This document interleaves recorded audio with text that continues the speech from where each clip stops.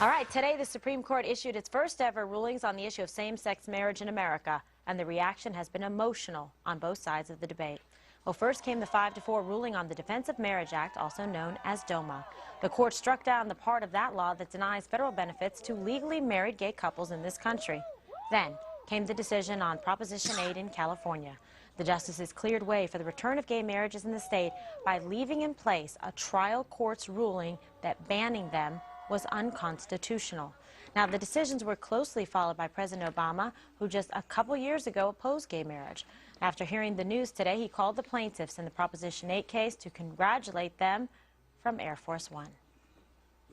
We're proud of you guys, and you guys should be very proud of today. And, you know, your courage, you're helping out a whole lot of people everywhere. Okay, I was just turning to look at that. We watched the screen. So obviously, legally speaking, I think this was a very significant day, and this is the type of two cases that are going to be read years from now in law schools and in law school, legal books across the country. That's what I was thinking of the first thing when I heard about it. I'm not surprised by the ruling. We covered this on Is It Legal on O'Reilly. This was the prediction we gave, 5-4 decision, authored by Justice Kennedy, striking down DOMA. Kind of your thoughts and reflections on it, Dana. I wasn't surprised with the decision, although I think that there's still a lot to learn about the decision. One of the lawyers, two lawyers that I saw that were on opposite sides of it, came out later and says that they said it's actually kind of a confusing ruling. Yeah. But the bottom line of it is that if you are in favor of gay marriage, you were pleased today. And for those who were disappointed in the decision, I think there are some things to look into here, which is that there was a victory of government of principles over government overreach. If you're looking at from a legal perspective, politically, I think that in some ways this begins the long road to having gay marriage no longer be a political weapon used by either side, and gives people a chance to maybe then focus on other important issues that we have in the country. Bob? Well, two things strike me. First of all, on the Walker decision in California, here you have a referendum initiative put before the state. It costs millions of dollars to put one of those things on, and they find out it's unconstitutional. It seems to me you could go to this to find that out before you go and put everybody through this, number one. Number two, I think what the Supreme Court basically has said here is, in a 5-4 decision, you always notice that they're always complicated. Nobody seems to quite understand because they're 5-4. But what they're basically saying is, your government can't tell you how you're going to live your lives. That way, it's almost a libertarian position. However, I think this is going to ignite, as Murphy Brown did in the 90s, I think this has the potential to ignite a values war in politics. I really do. Eric? Well, let's do the politics. President Obama was defending DOMA. Then he decided he evolved into not defending DOMA anymore. And then he evolved even further to where he actually went and sued in favor of DOMA. So he has evolved. The Prop 8 decision, I think the court did an injustice to the American people. Here's how it went down. So California Prop 8 says marriage is between a man and a woman. The Ninth Circuit said that's unconstitutional, California. You can't say that. And then the Supreme Court says we're going to give it back to the circuit, to the lower court.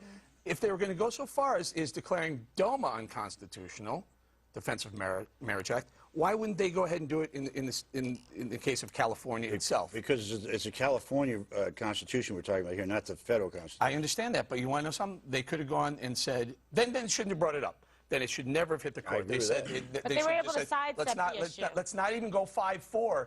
Deciding we're not going to make a decision. They didn't make a decision. What Eric is saying is right, that they did not make a decision with respect to the merits of the right being a protected right in California Proposition 8. But what they did do was say you can't just go to the voters, take this case, and then decide what they're. So there's an issue there. People feel that you shouldn't disenfranchise the vote and the will of the people. But the court said, listen, we're not going to even decide that, whether or not this is an equal protection issue with respect to the Proposition 8 case. And then they just kicked it back down to the lower court and said that decision. You know what this does do? It opens up hundreds and hundreds of federal benefits for same-sex financial marriage, issue, yeah. It's a lot of money involved here, too. And a lot will be retroactive as well, which is significant. But this is going to affect all the states that, in fact, have same-sex marriage legal on the books. And then what about the states where they have civil unions, like New Jersey? We'll see what happens. Greg? Yeah, I don't have any legal expertise in this matter whatsoever. I feel that this is a huge conservative victory. Because you can no longer deprive someone of an extremely traditional value that makes your life better by curtailing promiscuity and destructive lifestyles. I'm talking about myself. Marriage to my wife made me a better man. As a right-winger, I want to impose that belief on others, because that's what right-wingers do. As a conservative point of view, you cannot deny someone seeking a morally superior behavior. And that's what marriage supplies. It calms civilization. Without marriage, the world falls apart, and it's good. What else would you offer them? If you told them that they could not be married, what would you want them to do? And why would you care? And I understand the religious implications of that, and I wish that gay activists would be more tolerant of the religious implications, because, you know, that takes time to work through as well. And I also say to gay activists, they need to move on to real challenges in this world. It's fun to mock and make fun of Fred Phelps, who are harmless, pathetic villains, but go to a mosque. Talk to radical Islam. Think about your compatriots in Iran, in the Middle East, who are dying because of their sexual orientation. There are people that are boycotting the Boy Scout events, but still perform, bands still perform in Dubai. There's a lot of hypocrisy going on that side that needs to be solved. Very quickly, I know we got to go, but very quickly, again, we're going to have a bifurcated legal system, legal rulings. The way we do it a lot with pot, where on the federal level, marijuana is illegal, but in certain states it's legal. You're getting the exact same thing.